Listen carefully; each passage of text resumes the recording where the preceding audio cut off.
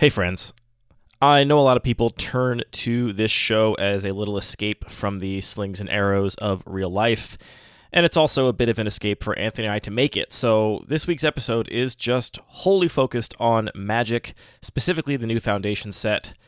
That said, some of the events of the last week really need to be acknowledged. So if you want to skip straight to the Magic discussion, just jump to 2 minutes and 45 seconds. First, we want to address the outcome of the recent U.S. elections. We don't make a habit of discussing politics on the show, but we don't want that lack of discussion to be misconstrued by anybody. This round of elections was a devastating blow to almost every issue that we care about, and we're really sad, and we're really worried about what the next 4 years might hold.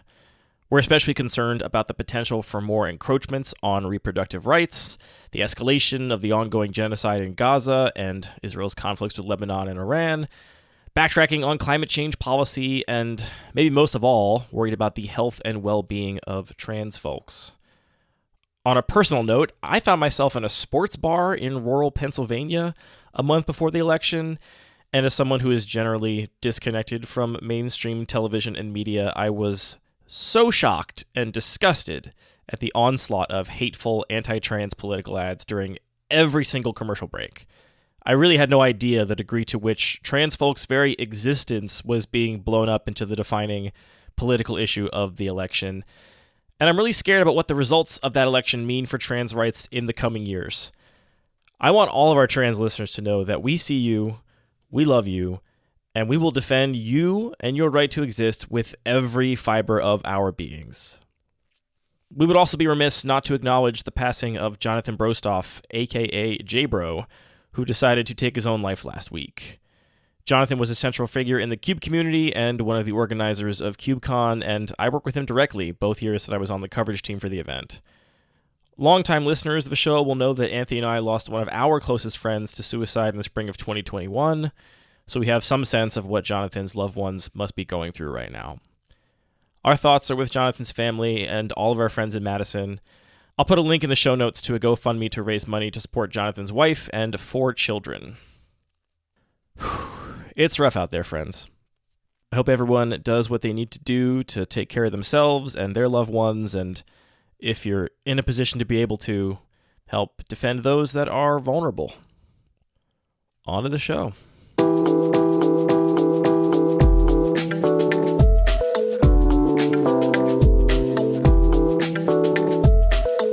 In that case, buckle up.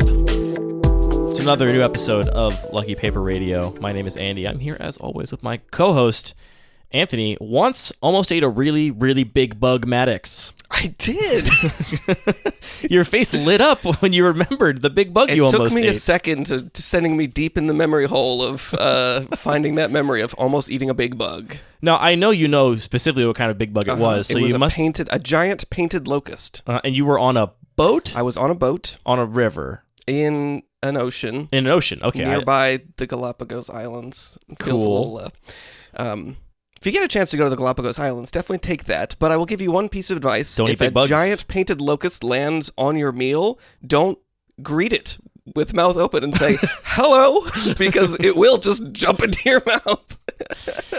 I'm sure many people's worst nightmare. I might have to put a content warning before that story. Some people are going to be horrified at this thought. Yeah. I mean, it was fine. There was some gagging and, trying to breathe out the bug without damaging it, or I didn't want to bite into it.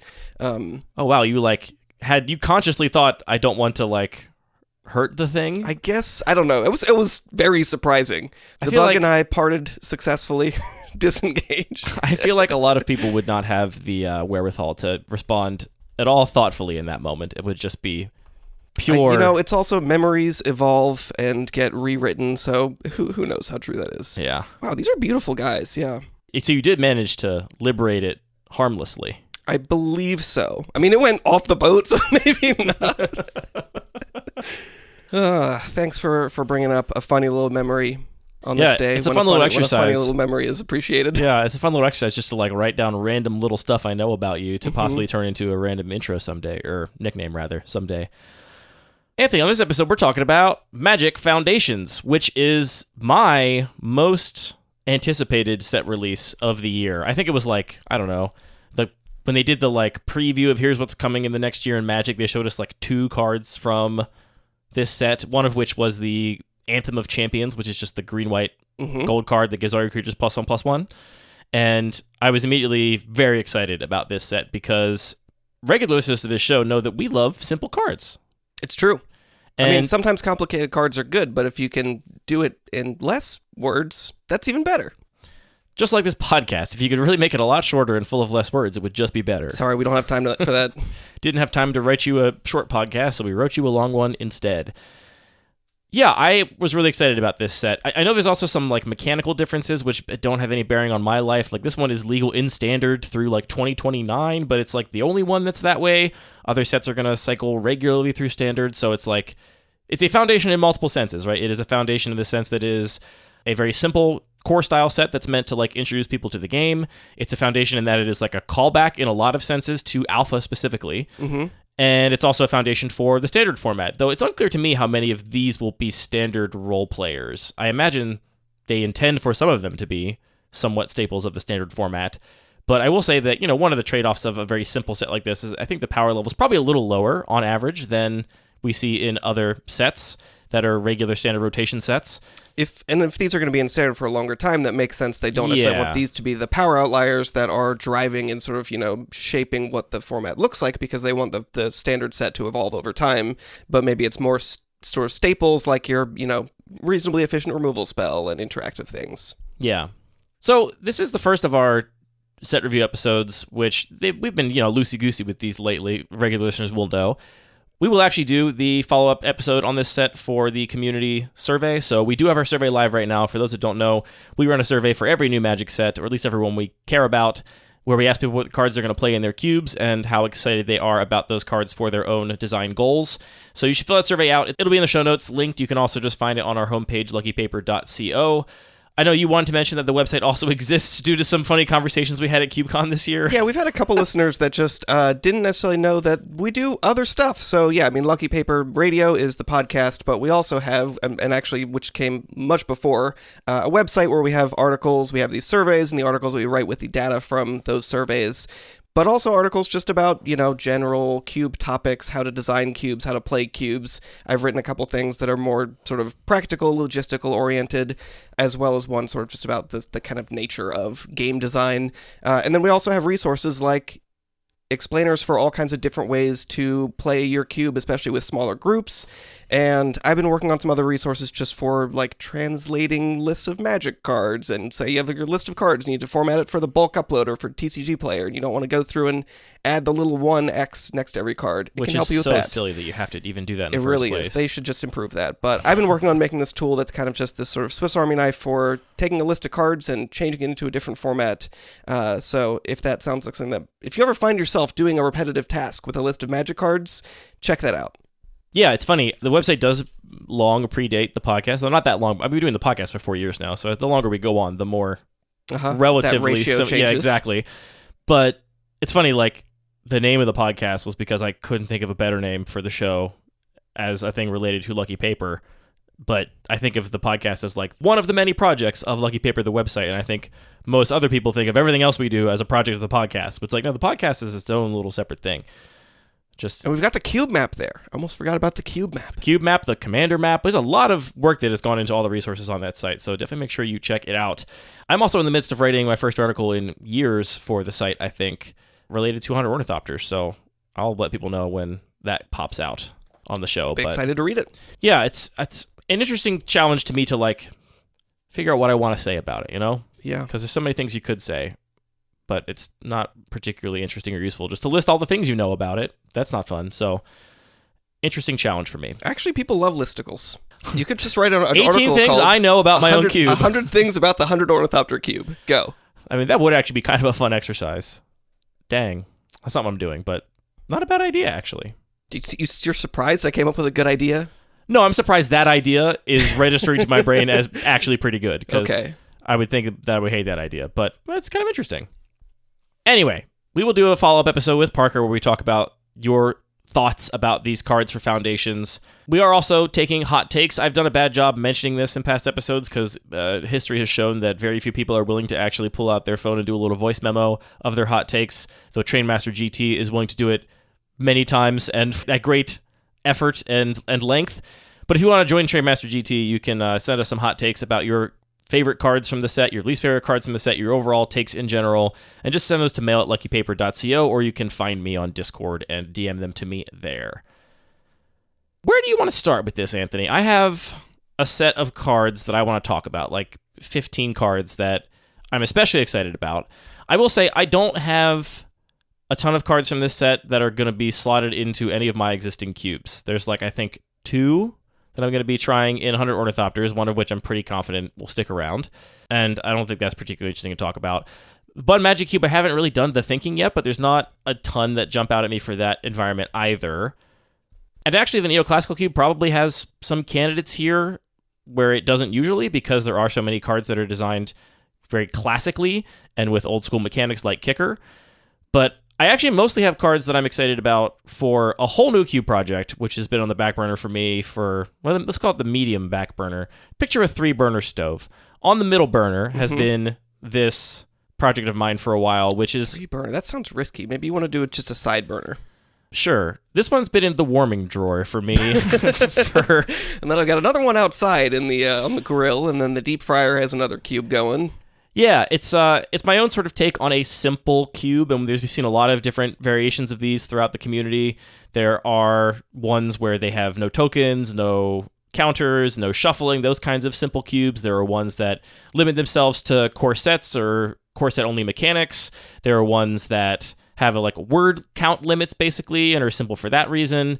And my sort of take on this is going to be very fuzzy. It's just going to be cards that I think are elegant and perfectly designed, basically, which is going to have a lot of overlap with a lot of those other things, right? I'm going to care, for example, about not making very many different kinds of tokens. As of right now, I've chosen 1 per color to make, and I think I'm probably going to stick to that. So I have some other restraints I'm kind of putting on myself, but it's actually I would say it's my most regular cube style cube list in a lot of senses in terms of the type of magic I'm trying to facilitate with it.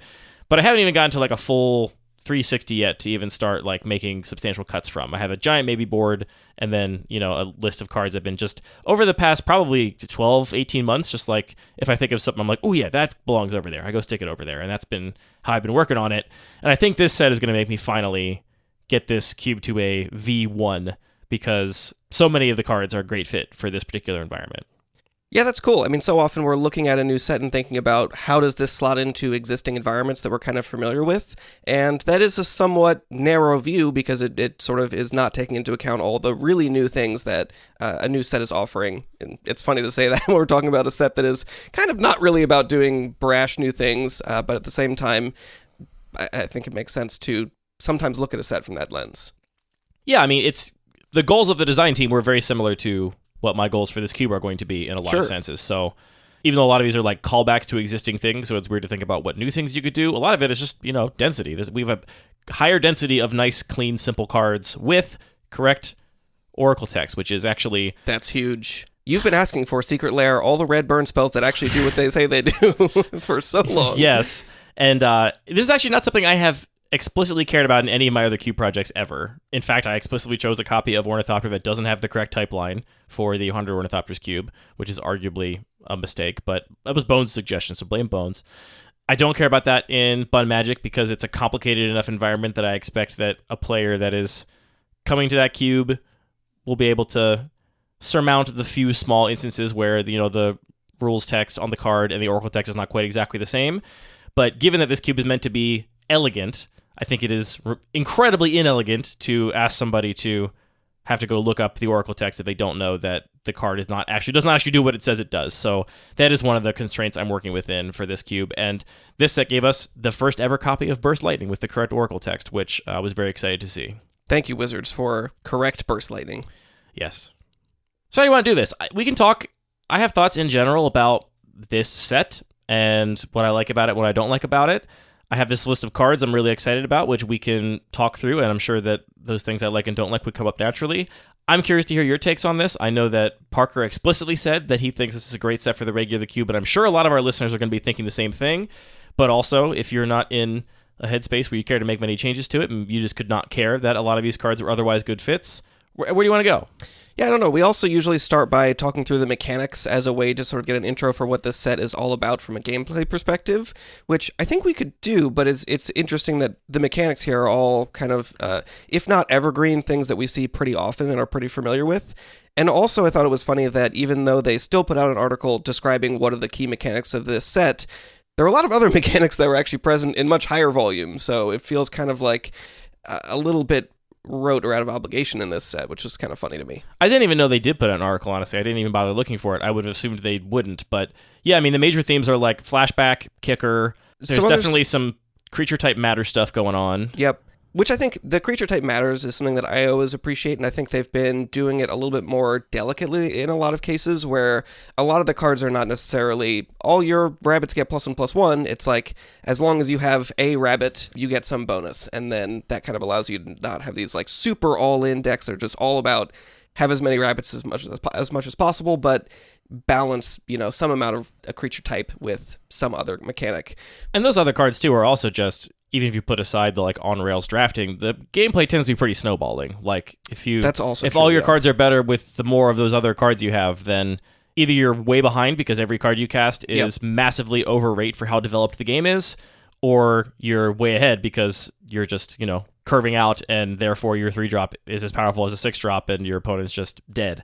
But yeah, Flashback and Threshold, I think, are just sort of a cool pair of mechanics. They have some tension between them, but they also both work with cards that are going to mill your graveyard, or just cheap spells that are going to fill up your graveyard, which I know is a kind of magic that you love. There's also a fair amount of things that care about drawing your second card a turn, which obviously that also fits with these kinds of mechanics of, I want to draw a bunch of cards, and that's also I'm going to use those cards, and it's going to fill up my graveyard and turn on Threshold.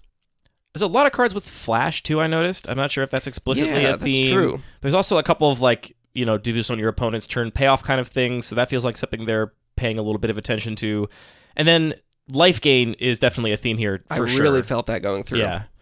And if we want to get to, things I don't love about this set, that's probably the first one. I was going to ask. I actually have no black cards that made my list of cards I'm excited about for my cube that is designed to be a, simple magic set, has kicker and flashback as two of its primary mechanics, but so many of the black cards either just have lifelink attached to them, or they care about your opponent losing life, or they care about you gaining life in ways that they just don't really fit.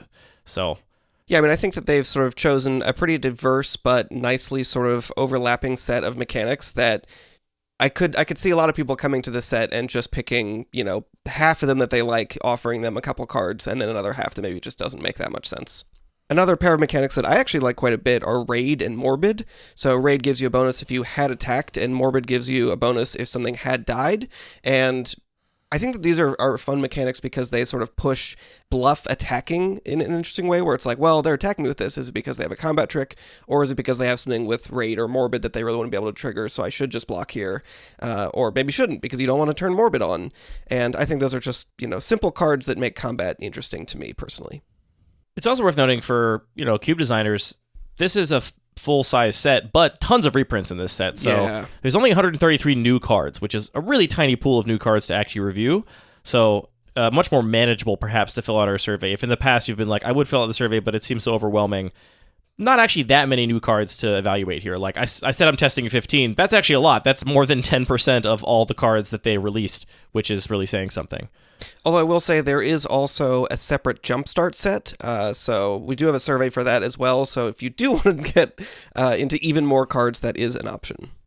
And I think the Jumpstart set, if you're looking at that from a cube design perspective, is going to feel pretty different, because the way that format works is you have 2 packs of different themes, and on the face of the packet what it's going to be, what the theme is, and then you mash 2 together and play games with your 2 half decks, which I think is actually a great way. If you're getting somebody else into Magic, I really have just enjoyed having that little bit of a choice of pick 2 themes that appeal to you, and you have a deck ready to go. But because of that structure, it means that each of those decks does have a much stronger theme. So it's not going to be so much about, little things that overlap and connect. It's going to be more about, like, this is a packet that has strong tribal payoffs or strong payoffs for some specific strategy. So I think it's going to feel pretty different when you're looking at those cards, in that they're going to be much more explicit and trying to lean you in a very specific direction. So, Anthony, I feel like you're about to tell me why you're not adding 12 of these cards to the regular cube. I can't shake the feeling you're about to tell me why you're not. I can tell you that if you want me to. No, I want you. I want to know what you think about this set, and I am bracing myself for you to be like, I don't really care. Go. I don't really care. Damn it! I thought I was ready, but it still stings. No. I mean, here's the thing: is that just my enthusiasm for reading new cards is a little bit low right now, and I have been doing a fair amount of it, but mostly in the context of I've been doing it. I've been doing my homework. I've been doing reading cards. I mean, I did read all the cards in the set in preparation for doing this podcast, but also I've been reading cards like when they come up in people's cubes. Like I played somebody's brand new, mostly red cube last week, and it was fun to, again, just try and like reevaluate all these cards I'd never seen before. Not reevaluate, evaluate for the first time. I know what words mean. Why is it called a refrigerator? Is there a refrigerator? You read the whole book about it, so that's why I'm actually asking this question. Because here's a real thing. I have meant to Google this so many times. I've never been by a computer. I've just forgotten to Google it. So you can just give me the answer now. Why is it called a refrigerator? So you see, they named the refrigerator etymology. What's the first thing refrigerating my food? I don't know. I know so much about refrigerators, but that actually is one. Wow. Oh, it just comes from refrigerare. It's not the... What's that? From the adjective frigus, meaning cold. So it's recolding? It's not recolding. It's just. You just said it came from refrigerare, which comes from frigus, meaning cold. I don't know, dude. I can't do etymology on the fly. So my enthusiasm for reading through new cards and updating cubes is honestly at a low, and it's funny how as much as this set is like a callback to more fundamental Magic that definitely appeals to me, I also feel like it's sort of more of a thing I have enough of. It's like, are there holes in the regular cube that I'm desperately trying to fix and I need another tweaked crawworm to try and fill? Not really at this point, although now that I'm saying that, I wonder if the new rethought crawworm would be interesting in the regular cube. But overall, it's like, yeah, I could take probably half of the set and just make swaps and still have a cube that feels pretty similar. But that's just not really where my enthusiasm is pushing me to put my energy right now. Is that okay?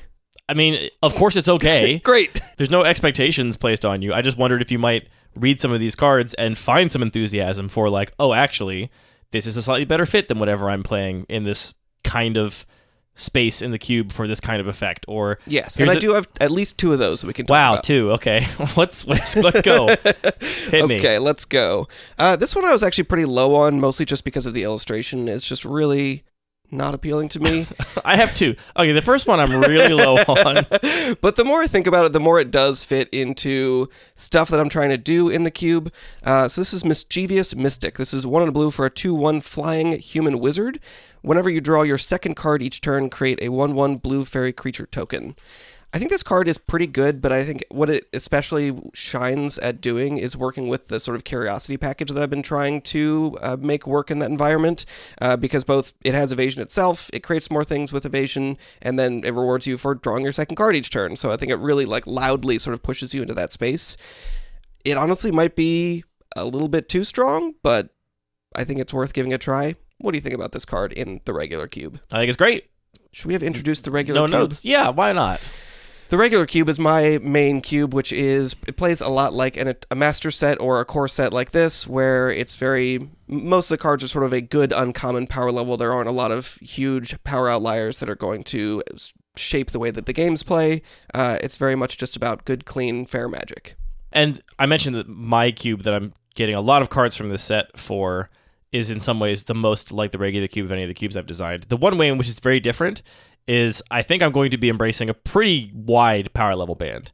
Like I genuinely am going to be like, I don't care if it's quite weak or very strong, if it is very elegant and I feel like doesn't ruin the environment, right? Like, is Sinkhole elegant? Maybe. Is Strip Mine elegant? Maybe. But those are also just toxic. Sinkhole, yes, for sure. I think we should get Sinkhole in this cube. It's not happening. So cards like that are right out, but like I'm perfectly happy to run. Like, let me actually pull this list up real quick. What's an example? I'll make a confession right now, which is that I use a feature on Cube Cobra more often than I'm comfortable admitting, which is the sorting the whole cube by ELO. Do you use this ever? Very rarely.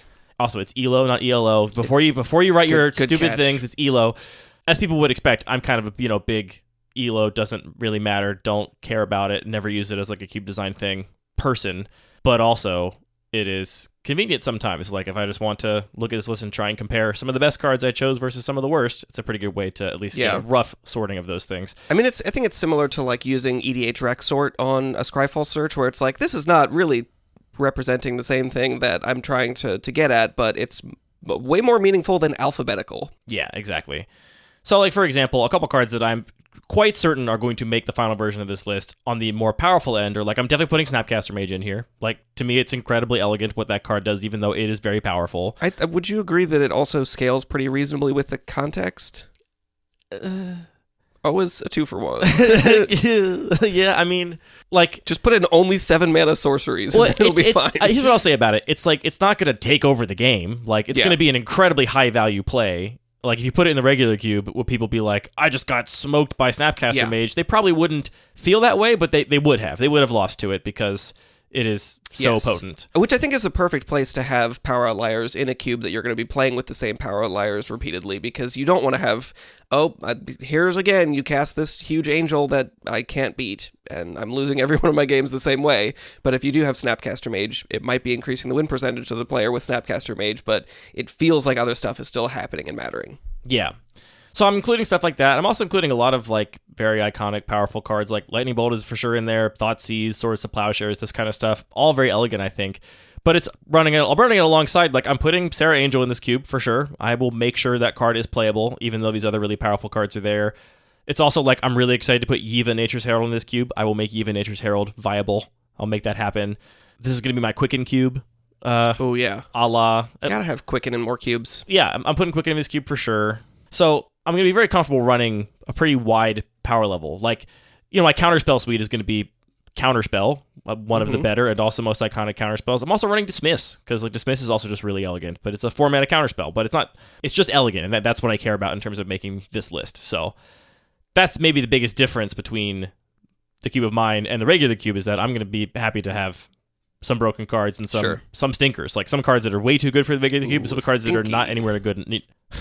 I can't cut that now. I can't cut my word salad because you said stinky on your microphone, and I'm so much louder than you, it's going to pick it up on both. You could just say it again. I'm going to say it again. I'm going to be comfortable playing cards that would be much too good in the regular cube, and also cards that would be nowhere near good enough for the regular cube, and just accept that that's going to be the nature of that environment. It's also going to be my Cruel Ultimatum cube. There were also a couple reprints in this set that I noticed that I was like, I also chose that card because I thought it fit perfectly in this kind of Magic. Like, Muldrotha the Gravetide is a incredibly elegant card. That card is so strong. Yeah, but it's really, really elegant. Like, it's mechanically very simple, and it's like, you can figure out what you can do with all of that. Like, it's the kind of card you love for the regular cube, power level aside. Just the fact that it has a very simple line of text that you can then allows you to recontextualize a bunch of cards and like do interesting things with that line of text. I hear what you're saying. I'm not trying to convince you to run Muldrotha. I'm saying we should not. I'm saying I saw Muldrotha in the list and I was like, that's a card that I also identified. Oh, it's also going to for sure be my Managorger Hydra cube. Finally. It's definitely going to be my Managorger Hydra cube. I love that card. So, and that card is way worse than Snapcaster Mage. So that's where we're at with that cube list. But Snapcaster Mage makes it too bigger. Too bigger. Snapcaster Mage, Managorger Hydra combo. Here we go. Snapcaster Mage can barely block it. All right, the next card, I'm just not even going to go in color order here, because you said you had two, so... Well, I have 5. I think there's 2 that are like pretty easy, good. Okay, includes. I genuinely thought you were going to say I have 2, and then the first one you were like, and I'm really low on the first of 2. But the second one I'm pretty high on. This is Seeker's Folly. This is 2 and a black for a sorcery. Choose one. Target opponent discards 2 cards, and creatures your opponents control get -1/-1 until end of turn. I think, yeah, I mean, I mentioned there aren't like a lot of glaring holes that I've been trying to fix, but Mind Rot is a kind of card that I enjoy having in the regular cube. It's very iconic, but they haven't really printed one that feels like appropriate on power level, even though there are lots of little variations. This is one that I think is actually going to be very strong. It'll be a good card for a slower deck to have against tokens and aggressive red-white decks, which I think are currently kind of dominant strategies, and also the tokens can get a little out of control because, I mean, we just talked about Mischief Mystic. I like making lots of little guys. So I think this is going to be a solid card that is, maybe it's going to be actually more like 60% of the time you're going to be using the, what do you call that? It's not quite a... Infest. It's not quite an infest. That's -2, half an infest. It's also funny to me, I don't know how often this is going to come up, but the change in the way that damage order works actually makes this card even a little bit better. I was actually going to ask you what you thought about that. Do you want to explain the change real quick? I don't want to explain it because I think I'll explain it wrong. No, I think I can do it. I think you can do it. So, I mean, we won't get into like the minutia of like specific interactions and like weird edge cases, but the baseline change is pretty simple to understand, I think. Previously there was a step in combat where if I attacked and you double blocked, I would say I will first deal damage to creature A and then to creature B. No damage would be dealt to creature B until creature A had been dealt lethal damage, which meant that if you then cast a giant growth on creature A and it survived, no damage would go to creature B. The new change is that extra step of you making that choice of how to... I think you're getting this... You're getting this exactly wrong, I think. The new way it works is now there is no ordering step. You still, both players get priority after blockers have been declared, but then when we go to the damage step, I just make a choice of how I want to distribute the damage. So I can just say, deal, if I have a 4/4, I can say deal 3 damage there, deal 1 damage there, if I want to kill your 3/3, and, the extra one maybe just doesn't do anything. But now I can actually deliberately say, deal 2 damage here, 2 damage here, even if it doesn't kill your creatures, and then cast this Seeker's Folly second main phase, potentially kill both of your creatures. Yes. The way I'm thinking about it is basically like, damage assignment no longer is something that can be responded to. Correct, It was kind of like it didn't use the... Oh, man, we're going to get some notes.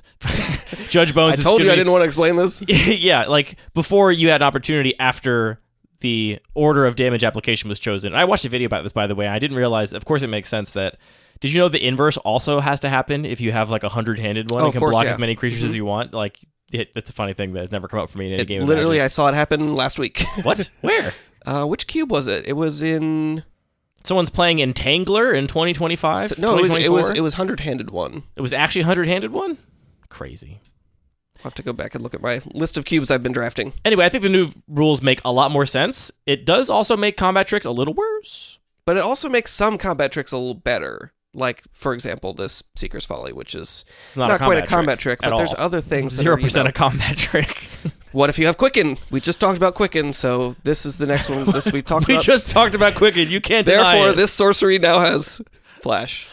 Yeah. What do you think about this card? And do you think that one of these modes is actually going to be much more relevant? I expect the half an infest mode is very good in a lot of matchups, but not normally main deckable, and this makes it main deckable, which will make it quite good.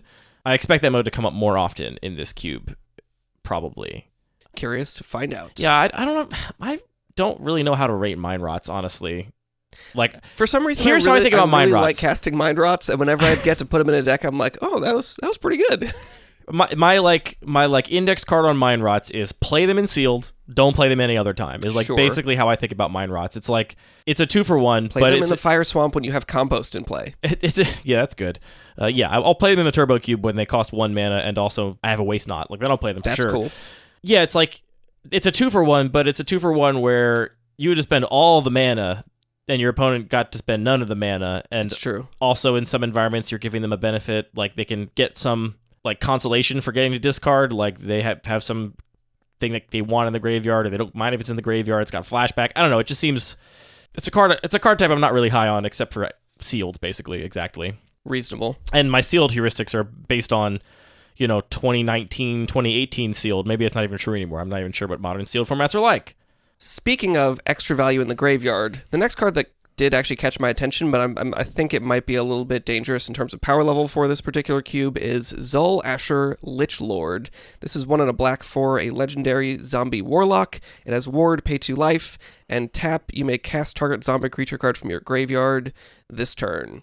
There's a little bit of a zombie theme in the regular cube, and I think this really does that thing that I like about a tribal theme where you don't need to be all in and, have every single card in your deck be a zombie, but if you have at least one zombie that is going to be, trading off in combat or has a powerful ETB, hopefully it's your skin render.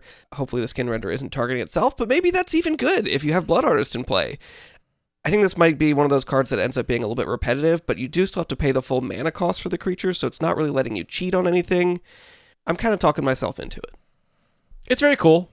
I think you say that, you don't need to be all in on zombies. I think realistically, this is a pretty committal creature type But you want card. like 7 zombies in your deck or something? That's quite a few. That's a healthy amount of zombies. It's not overboard. Like a 2-mana 2/2 with ward pay 2 life is not good in this environment. No. And to consistently, that's my rule of thumb for if this card cares about another type of card, how many of the other type of card do I have to have before I can reasonably trust that in an okay number of games I'll get to actually get this benefit, and 7 is my number. It's if this card needs something else to be good, I need at least 7 of the other thing for me to be happy. So if I have 7 zombies in my deck, then I'm very excited about this. If I just have a skin render and a grave digger, then I'm not taking this very high. I don't know. The thing is, when you do just draw both of them, it's going to be really strong, too. So. Especially with Gravedigger. But the other thing is, this is an environment that just does have a fair number of zombies, so that's really the question is how hard is it? How much do you have to go out of your way to draft zombies to make this work? And is that a space that creates a fun amount of tension? And it's not just this is now busted, I'm going all in, but it's also not, this was trivial to do. Yeah. We'll find out, I guess. I think it's We'll cool. find out. It's very cool. All right, let's jump back to blue. So one thing I've been thinking about in this environment, especially, we'll maybe talk more about this in the future, but after this year's CubeCon, there again was a pattern that blue was underrepresented in the 3-0 decks, and this is not surprising to me at all. Not a huge problem, I don't think, but it's definitely a feature of the way the environment is. So I was looking at that, giving blue a little bit more attention and thinking about, are there some things that could power it up? This next card is Archmage of Runes. This is 3 blue for a giant wizard. It's a 3/6. Instants and sorceries you cast cost 1 less to cast, and whenever you cast instant or sorcery spell, draw a card.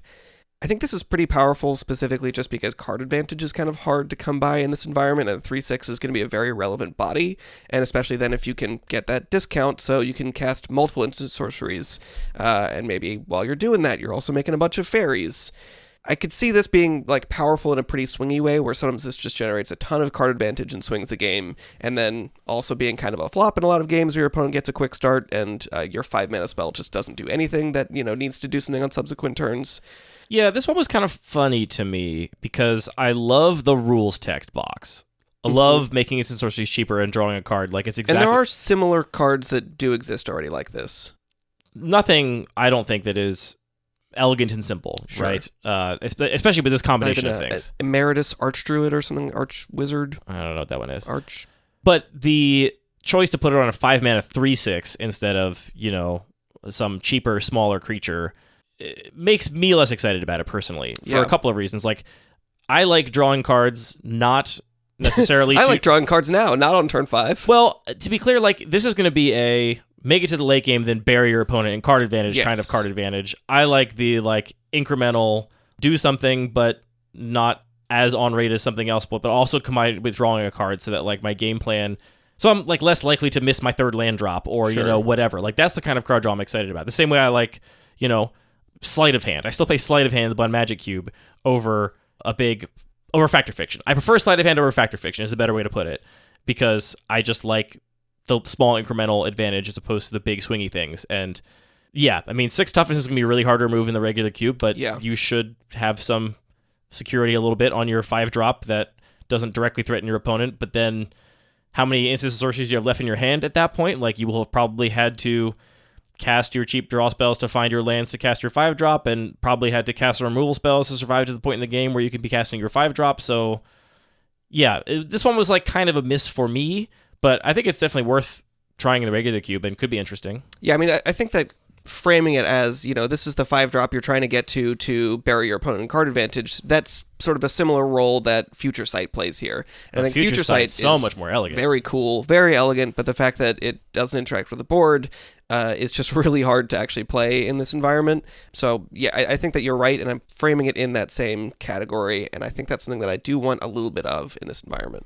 Future Sight's in my cube, too. Nice. My simple cube. I love Future Sight. Elegant. All right, the last card I've got, and this one again, I mean, like a lot of cards in this set, is just a pretty clean, tidy design that sort of fits in with what the cube is doing. The only reason I'm a little bit more skeptical about this one is we already have a fair amount of this type of effect, so I don't know how necessary it is, but worth calling out Elemental Adept. Elementalist Adept. Elementalist. I was already looking at it because I was so sure it's what you were going to say. Elementalist Adept. This is 1 and a blue for a 2/1 human wizard with flash and prowess. Just like super clean card for the deck that might want to keep up their burn spell on turn 2, but then if you don't need it, cast your thing with prowess and then get more value from your burn spell later. Yeah, this is actually the only one you mentioned that I'm also excited about. I'm for sure going to be putting this one in my own cube. I think the combination of flash and prowess is actually a little bit unprecedented, or like there's not very many examples of cards with that combination of things, and it allows you to play, I think, a more reactive prowess style deck more easily. You already can and should put some counter magic or whatever in your like red-blue prowess deck, but especially in like the Bun Magic Cube, as I've made that deck more and more powerful and the cube has gotten more and more powerful and focused, I've found that oftentimes the best version of that deck only want like a couple of like maybe the free counter spells, but what they really want to be doing is just tapping out on their turn and playing as many spells as fast as possible and just like turbo killing their opponents. Like they're actually a super aggressive deck more than a like tempo reactive deck. But giving this flash, allowing you to still develop the board while holding up counter magic is, I think, a really elegant, clean design. I'm really into it. I think it also, again, works pretty well with the curiosity type strategy that we've been talking about because, if you have an opportunity, your opponent attacks all, that's a great chance to flash this in, pump it with the prowess, and then get your card back and start rolling from there. Do you want to guess the only other creature that has ever been printed with flash and prowess? We have talked about it on the podcast.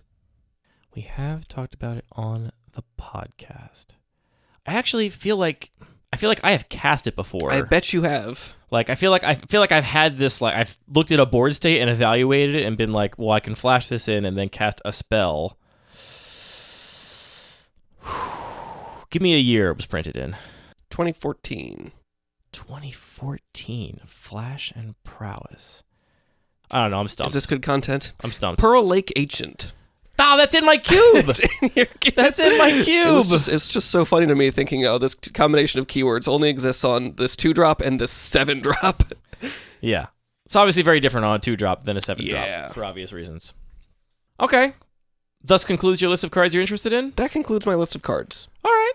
Yeah, I think what you said makes a lot of sense in that there are a lot of cards that you could definitely put in the regular cube here, so I wonder if in the future you'll come back to more of these if you find yourself shopping around for a different 3-mana counterspell with upside, or, a different kind of cheap conditional removal spell. Like, there's a lot of good options here, but like you said, you're happy with where the cube's at, so there's no reason for you to go through and force a bunch of changes just because there's more options for you. Yeah, I think that's absolutely true, and I mean, even to sort of think about this set a little bit differently, I think that if you're getting into Cube and maybe trying to get started, we've talked about using a like just buying a booster box or using a set cube as a template just to get started, and you can evolve a cube from there. I think that this would be a great set to start on that kind of journey with. For sure.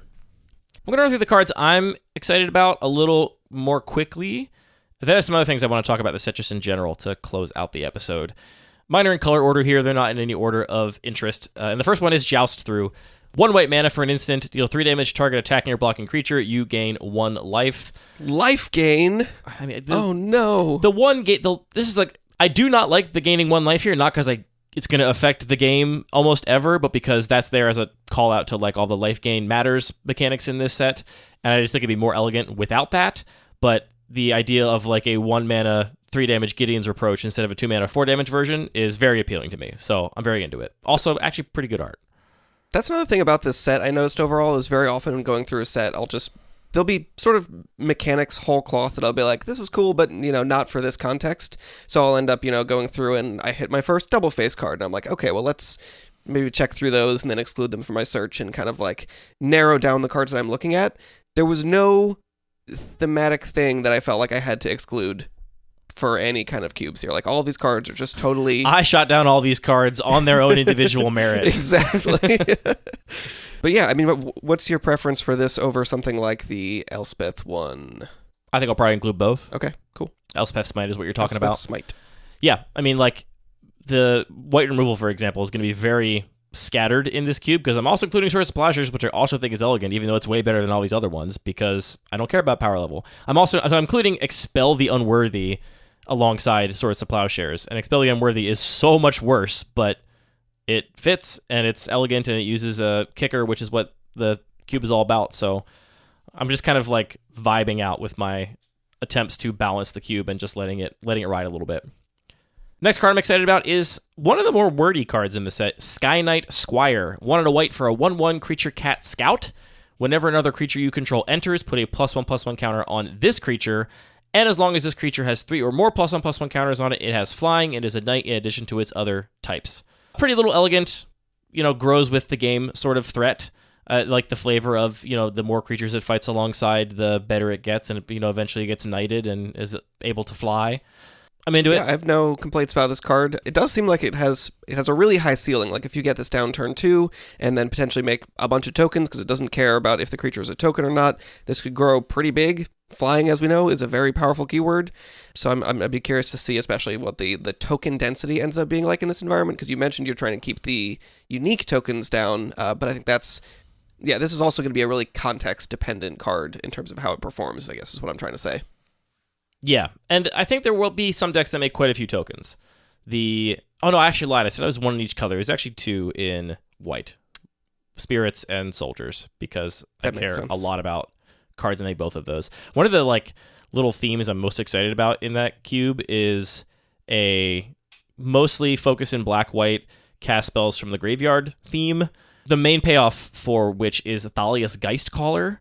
Do you know that card? I do, because that's in the irregular cube. Oh, it is? I think so. Whenever you cast a spell from your graveyard, you make a spirit, and it's, a 3/1 with lifelink? And you can sack a spirit to give it indestructible to end of turn. Well, that's pretty cool. Yeah. Anyway, there's a lot of cards that you can incidentally cast from the graveyard, and so that token's got to be there for that. Have you considered, this may be something for a future episode, but Breathless Knight, I just have to mention it, I'll forget it. Give me the rules text on that again. That's the one from... It's from one of the Modern Horizon sets. Oh. It's 1 white-black for a 2/2 Spirit Knight, flying, lifelink. Oh no, you're not going to like this. I mean, so far I'm not thrilled. Breathless Knight or another creature enters the battlefield under your control. If a creature entered from a graveyard or you cast it from your graveyard, put a counter on Breathless Knight. So if you're getting flashback creatures... There's no flashback creatures. That's not how creatures work. There's the thing that's like flashback for creatures. Yeah, I'm not including any of that in this cube, but I'll put it in the maybe board just for you. Okay. Oh, cool art. Very cool art. I guess it also works with your favorite card, which I remember the name of, Unearth. I do love Unearth. That's in here. Cycling is also one of the themes, obviously. That was another thing that I noticed as I was looking through the suite of mechanics, and I'm like, yeah, these are kind of like the all-time bangers. The only one that occurred to me that I was surprised not to see was cycling, which there may be 1 or 2 here or there, but it isn't a major theme. I'm sure they talked about it because it seems like such a natural fit, and I'm sure there's good reasons why they chose not to include it here. I'm not sure if they've said this yet, but do we expect them in 2029, when this goes out of standard, to put out another foundation set? That's not a year we can talk about in that way. Sure, fine, whatever. Moving on, the next card I'm excited about is Sun Blessed Healer. 1 and a white for a 3/1 lifelink. Uh-oh. It's a creature human cleric. You've changed. It's got kicker for 1 and a white. And when this creature enters, if it was kicked, return target non-land permanent card with mana value 2 or less from your graveyard to the battlefield. Sick little kicker card. Really like it. I don't love lifelink, but I am trying to grow and change. I'm giving myself a little more leeway for life gain in this cube. Trying to grow, just like Sky Knight Squire. Yeah. I also have Elementalist Adept on my list. I think that card's really sick.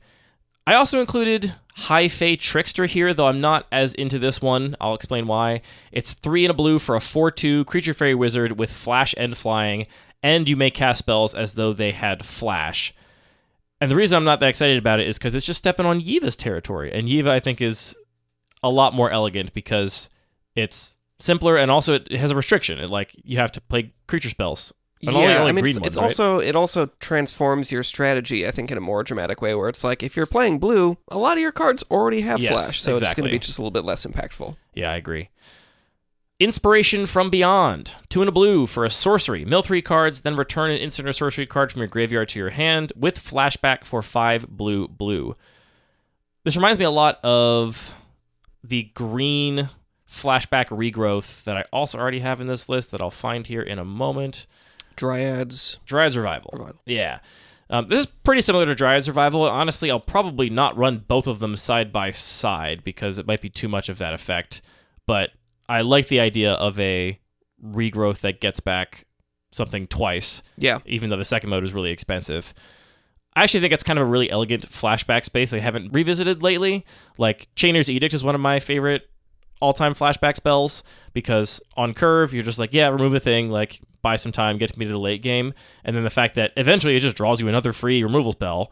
Obviously, there are only certain circumstances where you can be really excited about playing an Edict, but I really like the design of that card because of the really expensive flashback. Like, it doesn't really matter till later. Mm-hmm. It doesn't, like, clog up your decision space till later. And it allows them to also print pretty efficient front side, which you couldn't do if the flashback was also efficient. So I like that space, and I like Inspiration from Beyond. I think it's pretty elegant. The bigger spread of costs is potentially more interesting because it's not just like, yeah, here's 2 things I do in the mid game. Right, and if they, made the flashback cost 4, then the front side would have to cost 3 or 4 too for it to be like fair, because you can't just give them all that for that little mana. The last blue card here is probably the one I'm most excited about. It's just Refute. 1 blue for an instant. Counter target spell, draw a card, then discard a card. This is my kind of cancel with upside. This is definitely a great cancel with upside. I mean, this would be this is a great example of a card that would be totally at home in the regular cube. I don't love the owl. Let's talk about the art at the end here. I have some thoughts about it. Moving on to red, I'm kind of interested in Dragon Trainer. This is basically a color-shifted version of a card we've seen before. 3 red for a 1/1 creature human. When it enters, create a 4/4 red dragon creature token with flying. Herbist Protector with 1 mana discount in red. The mana discount is the reason I think this is interesting to me, because I always thought Herbist Protector was a little bit... 6 mana. It's 6 mana, and also it's in the color that is very likely to already be able to blink it, which I want to make you work for it a little bit, right? Like, I think those things can be cool unless it's what you're designed to do with the card. I don't know how to explain this, right? Like, no, I think I know what you're saying. It's like this being 5 mana just means it's like the rate is just solid here. Whereas, and also red doesn't have anything resembling flicker or bounce. Like, you have so to like the go baseline elsewhere. is fine, but you have to combine it in a way that isn't just, oh yeah, the blink is already here. It's like, again, an amount of tension in the way that you need to use this card differently. Yeah, I'm not sure how much we've talked about blink, but it's actually one of my least favorite themes for a cube to have, especially relative to how beloved it seems to be by a lot of other players and cube designers.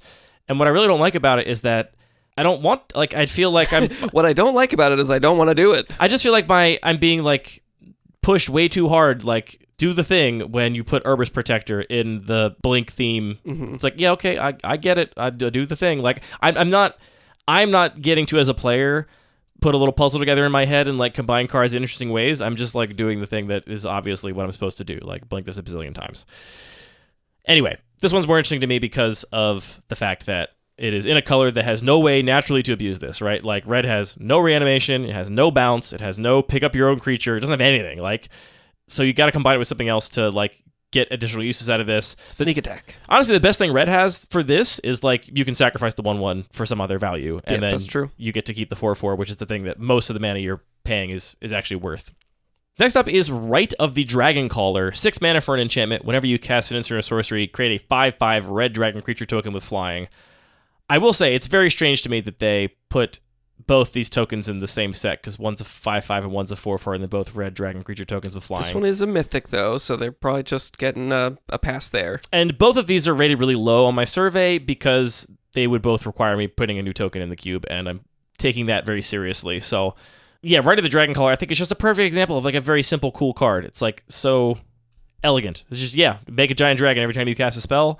It's very swingy, very cool. But you don't feel like this. You feel like this is different from a blink deck, even though this is also pretty prescriptive. You take this, you cast instant sorceries, win the game. Well, but instant or sorceries is a much broader category of things than flicker spells. That's true. Right? Like, I can cast all kinds of different, like, what instants and sorceries I'm using to trigger this. You can flicker your dragon tokens. Make more dragon tokens. But the instants and sorceries I'm casting to trigger this, that's where I get an opportunity to express myself. To be like, I drafted a 3-color and a splash control deck with, like, all kinds of weird removal spells, and that's how I'm going to get red and all dragon those card to be expensive good. flashback cards that you will have access to after you cast your 6-mana enchantment. Right, or I played, like, a green-red ramp deck, and I'm going to then use my rampant growths after I've gotten this thing out to then trigger this. Like, there's lots of ways you could actually trigger it because it's a much broader condition than just flicker. Cast your Edge of Autumn when you won't be able to get a land from it. Yeah, it's just 2 mana, make a 5/5. Seems good. Pretty good. Like, I almost think this is, like, kind of a card I like to see more in the regular cube than, like, the 3/6 draw card. You know, your things are cheaper. It's like, I know that was explicitly to, like, maybe boost blue, but I like the idea of just, no, the game is, I win now. Like, I'm not gonna slowly bury you in card advantage. Like, I just I'm win. gonna quickly bury you in dragons. you lose. Yeah, I mean, it's been suggested a couple times that I think it's a red enchantment that doubles all your instant sorceries, which has similar vibes of just, it's a big enchantment that does nothing, except if you untap with it, you win the game. I think that one's only 5 too, even. Yes, that's true. Double vision, maybe, or something That like sounds, that? I think that one was taken. I don't know.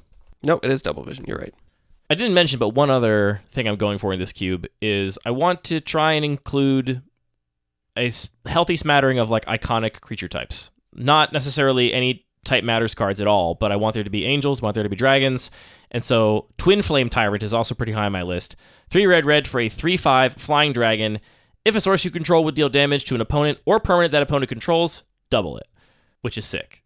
Very powerful card. That's a scary dragon. Very powerful card, but again, like, I'm just obsessed with these simple, elegant designs. Like, it is really elegant that it just has one line of rules text aside from the flying, and that line of rules text recontextualizes its kind of weird 3/5 power line to actually be, well, it's actually basically a 6/5, which is really strong. And again, you can combine this with Divided Damage Burn, you can combine this with pingers, you can combine this with just a bunch of tokens that go really wide to make this effect more or less impactful depending on what you combine it with. Is Lava Dart in this list? Absolutely. I thought it might be. For sure. I guess, okay, I was playing Lava Dart with Torbran last week, and that was very cool, but actually doubling it is not as good here with Lava Dart. Still good. Yeah, Torbran is the it +2, right? Yes. Yeah. Torbran's quite a bit better with Lava Dart, but this will still be good. I mentioned there were no black cards that piqued my interest. There's actually only one green card, and I'm not even that high on it, but it is Mossborn Hydra. 2 and a green for a creature, Elemental Hydra, 0/0. It's got trample, and this creature enters with a single +1/+1 counter on it, and then landfall, double the number of +1/+1 counters on this creature. It's fine. I'm actually glad you brought this up, though, because I forgot about this. I have currently, I am going to forget its name, 1 green creature that has landfall in the regular cube, which is it's not a great card. It's sometimes you put it in your deck and it's fine. I wonder if this might be a better fit than that, just for, like, boosting landfall, caring about counters, all that kind of stuff. You're not going to trust me on what I'm about to say. Okay. Well, then I won't listen. I think Scythecat Cub from the Jumpstart set is closer to an appropriate power level for the regular cube than this Hydra is. Okay. You have so much. I mean, it's way better. The Hydra, or the Cub, is a zillion times better. It is, yeah. And because it lets you put counters anywhere, right? No, you actually you can't put it anywhere. Yeah, even if you don't, though, even if you're just putting it on itself, I think it's a lot better on rate. But you also don't have fetch lands in that cube, so or you have, like, a couple prismatic vistas. You don't have the kind of mana bases where people are going to be able to consistently double trigger the Scythecat in the same turn. That is true. I just feel like this Hydra in the regular cube is going to die to some small ball, like, toughness based removal every single time. Oh yeah, it's going to feel bad for 3 mana. No, that's that's what's supposed to happen. Well, if that's what's supposed to happen, then I think you will have accomplished your goal. Next up is Anthem of Champions. It's the one I mentioned as the preview card for this set that got me excited about it. Green-white for an enchantment. Creatures you control get +1/+1. Wow. Very clean. No notes. Beautiful. Is this one literally just a discounted previous card that already existed? I guess Gaia's Anthem was at 3 mana. Glorious Anthem is the iconic one. Glorious Anthem. And then Gaia's Anthem was the color-shifted version of it in green. Right. And then they were like, wait a minute, we have gold cards now.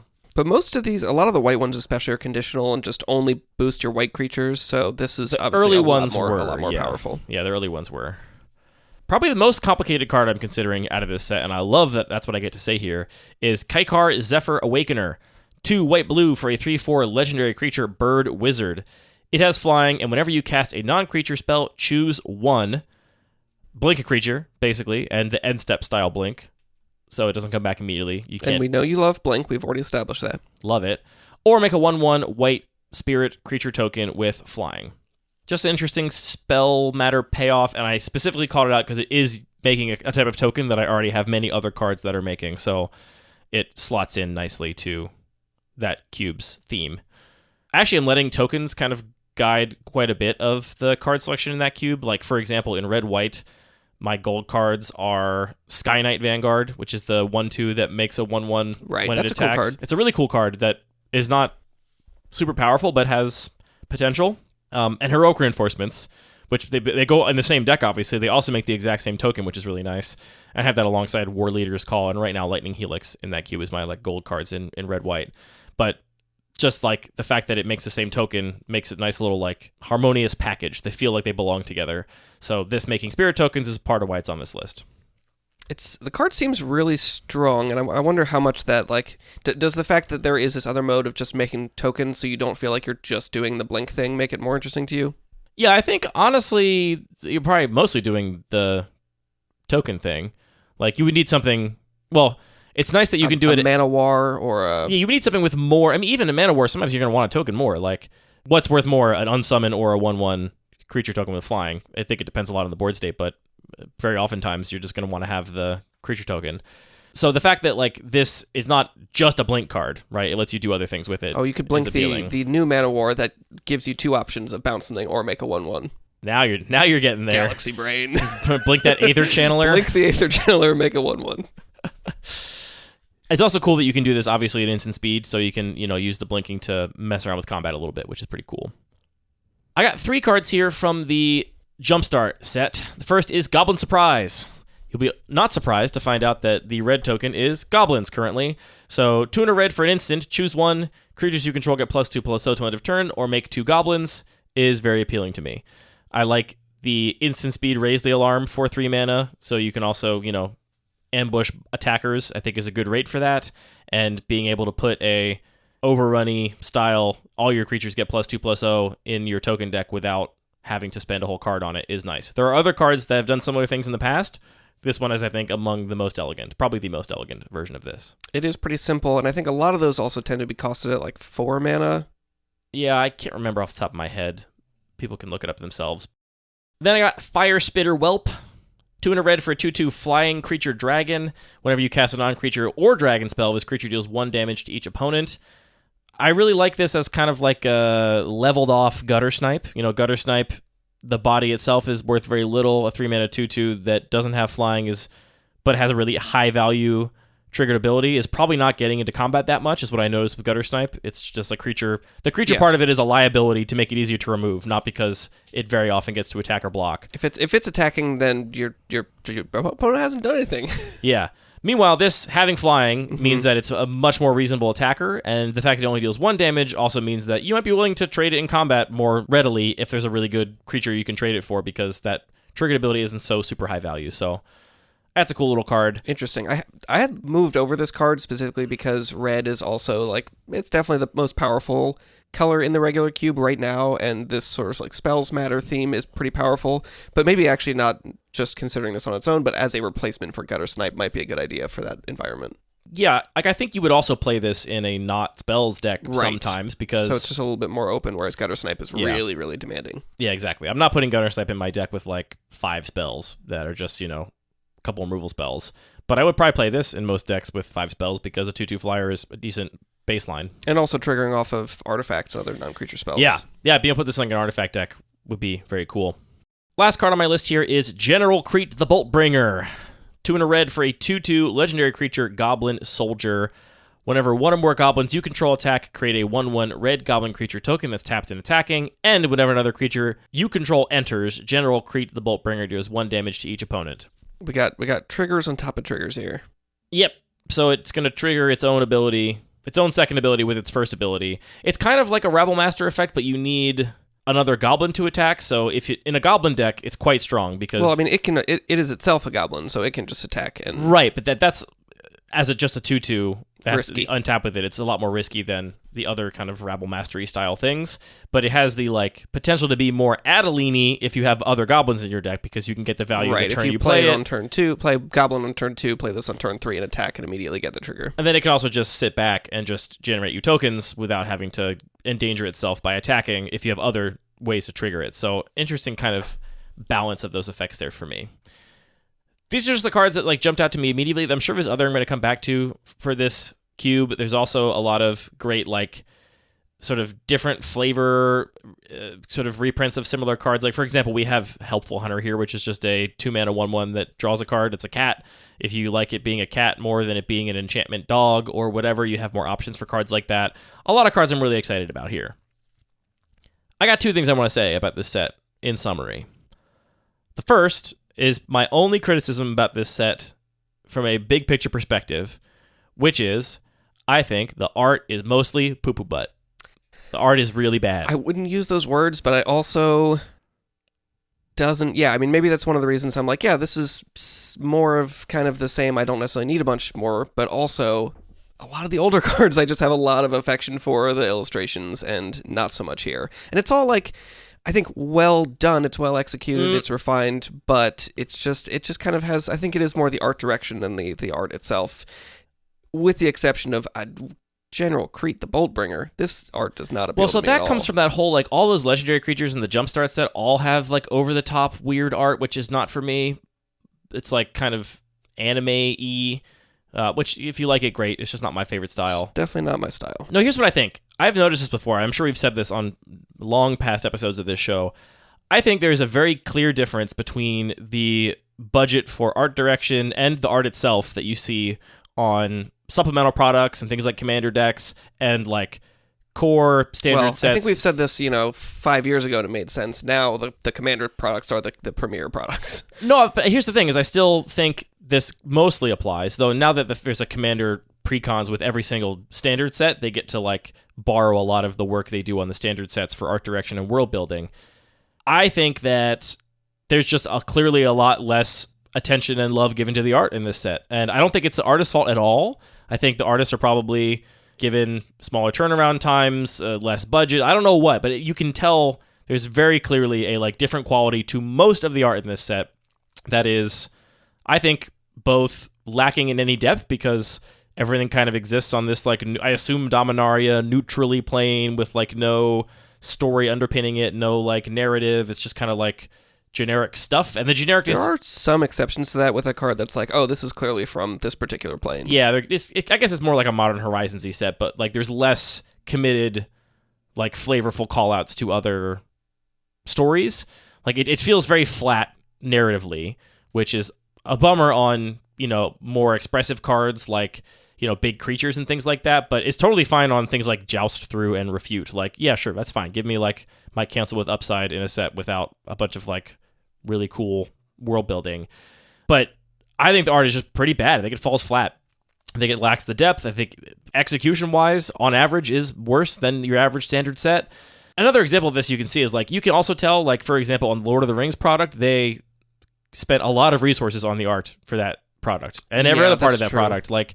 You can tell when they care and they spend money and time on it because it comes out great. And there's so few duds in the Lord of the Rings set for art, and it has a very clear, like, powerful, but I think there's also cogent vibe. I think there's also a much clearer goal with Lord of the Rings, where it's like they're building off of an existing world and they are trying to make it cohesive and feel like it's taking place in this well-established space. And here it is a lot more, oh, well, here's one card that's taking place on Ravnica, and here's, the bulk of it that's, like you said, sort of in this, like, Dominaria space. So it is maybe just harder to handle each of those individual executions when there isn't that really clear, cohesive goal.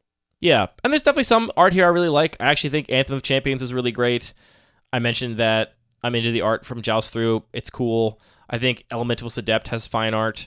They're not all misses, but on average, I think it is worse. And it is a bummer that the Foundation set gets this kind of art treatment, because I don't think this is a foregone conclusion that it had to be like this. I think they could have spent more time, money, resources on building a more deep and rich world, or at least, some kind of like backing story, not even a narrative, just like a world, like build a world around this, that this stuff all exists in. Yeah, and also just give more resources to the, to the artists, and give more resources to the art directors so they have more time to go back and forth and to like, just make quality stuff that's consistent. I was even going to call out one illustration in particular that I really liked at first glance, but I'm looking at it closer. It's like, oh, it's actually... And I looked at it again. It's actually really clear where it's like, oh, they've actually slotted this together from multiple different images and sort of done a pretty quick job on feathering things together, so you can really clearly see the seams between the different There's so much of that they've collaged. And yeah, I mean, as soon as I see those seams, it's like, okay, this is not a really refined, well thought out piece. But it's initially kind of compelling. Actually, it's actually really, the more I look at it, the more I'm just like, this card doesn't make any sense. Like, they've Give us the card name. Cut off parts of this creature's legs. It's not good. Give us the card name. It's Ambush Wolf. Yeah. There was also a whole like to-do on Reddit because it turned out that, and again, this is just going to happen all the time now, and I think in some ways people just have to accept that's how it's going to be. Preposterous Proportions is the 7-mana card that gives all creatures +10/+10 and gave vigilance till end of turn. And one of the squirrels is just like almost exactly copy-pasted from like a Google image result for just squirrel. Yeah. And look, like I'm not even mad about that. Like whatever. Like that's my point about the artist not having enough resources. You can be not mad. You can just be not compelled by it. Like, right. Like I'm not mad at at Ben Wooten. There's some people that are like, pitchforks. Like this guy's, lazy and like phoning it in. I think he's probably doing his best and didn't have enough time or money to spend making this better. Right. And so I don't even necessarily care that much about the backstory, but the result is that the art looks bad. Like the squirrels all look disconnected. There's no sense of depth. There's no atmospheric perspective. It is like, because that is how the art is being made behind the scenes. People are just like, well, I don't have time to do this properly. I'm going to patch together some like, Google images, and then I'm going to paint over it and call it a day. Anyway, I think you can see that evidenced in a lot of the cards, and that's a bummer because I love this set in so many ways, and yet I think it got the shaft art-wise. Here's the other thing I want to say about this set. It's a question for you, Anthony. I feel like for years, we have been maybe not defending... They've been making a lot of sets that they say are not for you, and this is finally the set that is for us. Is that what you're getting at? No, it's not even what I'm going to say. What I was going to say is that I feel like we have been justifying the many super complicated cards we get with the explanation that they've made 30,000 cards. There's not that many more simple cards they can make. And then this set comes along, and I am struck by how many really simple cards they made that I think are quite good. Do you think this is just a really finite resource that they have just spent a whole bunch of? Or do you think this is a focus they just could tap into whenever they wanted and they just don't often make it a focus? I think the second one, I think they don't make it a focus as much. I think, they definitely will make simple cards when there is a clear opportunity and that simple card is driving other goals of a set. But I agree, it's usually not one of the main goals. It is at least how it feels looking at recent sets. I thought there was an interesting tweet from Magic the Gathering Data Science about this, who was talking about the vanilla creatures in the set. There's a lot of vanilla creatures in the set, or French vanilla too, where it's just like combinations of mana cost and power toughness, maybe with a keyword. 6 mana, 12/8. Yeah. Lots of room for flavor text. We love to see that. And he was saying that the vanilla cards, like some people really like seeing all the new vanilla creatures, but his point in the thread, and I'll link the thread if I'm getting this wrong to go read to verify, but my understanding of his point was that like they're not for anybody. Like nobody's putting a vanilla creature in their commander deck, and he like went through all these examples of like the vanilla creatures that actually do see some play, and it's all the memes like Yargle or whatever, which are seeing play not because people want the stats or the mechanics, they just think the card is like goofy and dumb. And I don't agree with that overall. Like I think when it comes to enfranchised Magic players, yes, maybe the vanilla cards are not for anybody, save for the like limited spike. Like if the vanilla creature is doing something really valuable in the retail limited format, then I think it's very much for them. If it makes the retail limited set, great. But I think the point kind of misses that there are a ton of people that are going to be new to the game, and a card can be for a not enfranchised group, which is something that I think is important. I agree with that, but I'm also only seeing that there is that single vanilla creature. That's not a reprint. French vanilla. There's quite a few French with just a vanillas. keyword. I mean, I would argue that Elementalist Adept is a French vanilla. It's just got flash and prowess. Like, yeah, I mean, this is just looking at Tagger, but the only French vanilla card that's not a reprint is Elementalist Adept and Sire of Seven Deaths, which has 7 different keywords. So I feel like at that point, calling it French vanilla is not quite in the spirit of it. I mean, the decision to reprint vanilla creatures is also a choice. Like, that is true. That's still present in the set, even if it's not a bunch of new cards per se. Anyway, I do think that the vanilla creatures are for an audience. I just don't think it's an enfranchised audience. And to Magic the Gathering Data Science's point, maybe it's not for an audience that Wizards is ever getting a ton of money from. And so that just means they're not a huge focus of their design and development efforts. But I think a set is great. And I'll be honest, I saw these cards and it made me be like, do this more. Why not more of this? No, like, they're doing enough. Don't tell them to do more. No, I mean, they're going to make more sets, obviously, but I'm saying, like, more sets in this style would be my preference. Like, I got so many cards I love out of this set for a lot of reasons, and I'm also sure I'm going to be coming back to, like, even, like, Incinerating Blast is an interesting card to me. It's 5 mana sorcery, deal 6 damage to a creature, you can discard a card, draw a card. Like, those are the kind of, like, simple little game pieces that I feel like you and I and many other people have been saying, like, oh, there's none of those left. They made them all, so they have to make everything with, 6 different weird caveats and upsides now. But I think there's plenty of these cards left to be made still. Yeah, and I think there's also an interesting facet to Magic as sort of a design system. Think about, it's much harder to make simple cards because they run out of space for it. But also, as soon as they introduce a new mechanic, you can then apply that to everything else that already exists, so it actually increases exponentially. So, they introduce blood tokens. Okay, we could go back and make a lot of these cards now, but add a blood token and still make a relatively simple card. So there's sort of this, yes, you're consuming up space, but also you're producing a bunch more tools in order to exponentially create a bigger variety of cards. Yeah, everything you do is both consuming and creating space. Right. Yeah. And I mean, I think the other facet to this is if you're looking at a 5 mana removal spell, you could ask who is it for, and it's definitely not for standard players. Maybe it's for limited players a little bit, but I think there is a growing community of people that are making these more lower power personalized cubes, and more of these cards just can have a home. Yeah, I mean, I don't think that's ever going to be a massive market that Wizards is caring a lot about in terms of their bottom line, but we're out here. We're out here, and thank you for the simple cards. On that bombshell, that's the end of this episode of Lucky Paper Radio. Go to luckypaper.co and check out the survey for Foundations and Foundations Jumpstart, and also check out all the articles and resources and cool tools Anthony has made over the years while you're there. There's a whole website. It's a whole different thing.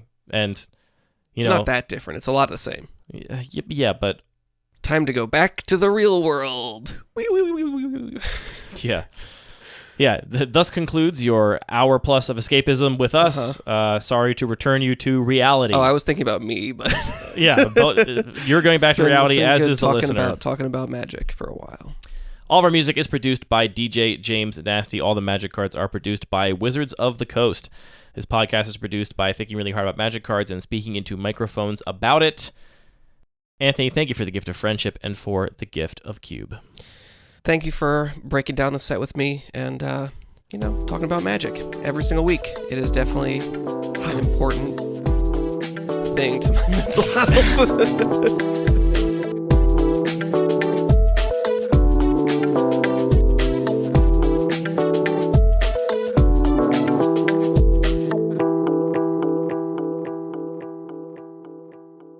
Sire of Seven Deaths is cool. I think it's cool as hell. I don't think that card is cool at all. Why not? Because it's just like, oh, you played your 7-drop, I lose now. But not in a fun way. Ward 7 life? It's better than Ward 7 mana. Barely? I don't like the play patterns, obviously, but I think it is a cool card. If you're going to have 7 drops that just end the game, this is a very cool one. I gotta say, it's bothering me looking at this text box. It feels like the line height is not the same in the text box of Sire of Seven Deaths. I'm going to do a little investigation right now.